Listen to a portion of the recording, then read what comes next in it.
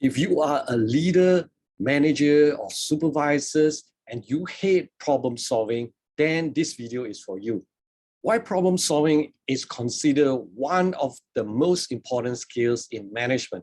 So if you want to grow up your career, then you need to master problem solving skills.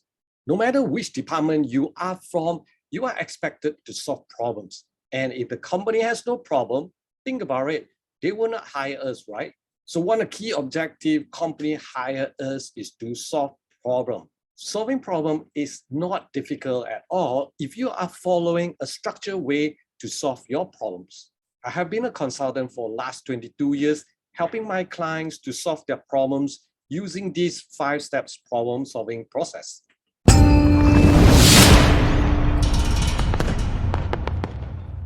So let's jump right in and see what are these 5 steps.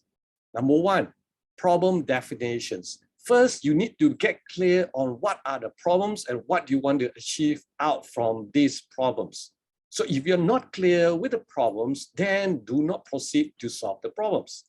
A lot of times we see management or leaders just jump right into solving the problems, but the thing is they are not solving the right root causes, so the problems will keep coming back and haunt them again and again.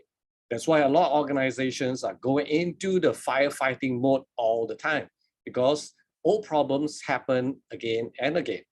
So first thing, get clear with the problems and understand what is the goal you want to achieve out from this problem solving before you proceed to the second step. Now, once you get clear, the second step is to analyze for root causes.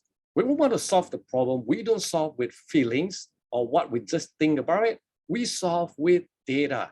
We need to have data to find out what are the real root causes to this problem before we proceed. So remember, always speak with data when you want to properly solve the problems. So the third step, after you analyze the data, then it's time that we start develop the solutions. Now, I always encourage you brainstorm your solution with your team together, all the people who are involved in that problems. That way, it is easy for you to come up with a better solution that will really solve the problems.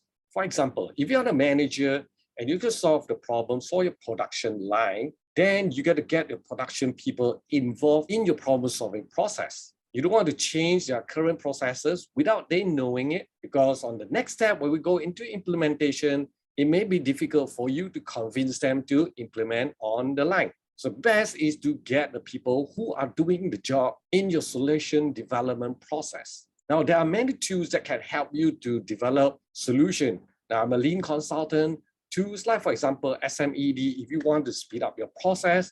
We use like error proving if you want to stop mistakes from happening. There are many different problem-solving tools that you can use, kind of like a template to help you get to your solution faster. Now, if you're interested to know more of this, you can contact us through the details in the description below. Now, once you develop your solution, next step is we're going into implementation phase. Now, let's talk about implementation phase, meaning that you want to execute your solution onto the operations. And this is very critical. If you design a solution that is not carried out or not executed, then you won't see improvement. So always try with a pilot run, means in a small groups or one selected area, test it out before you mass execute it. And number 5th step is after you implement, you want to control and then continues to improve.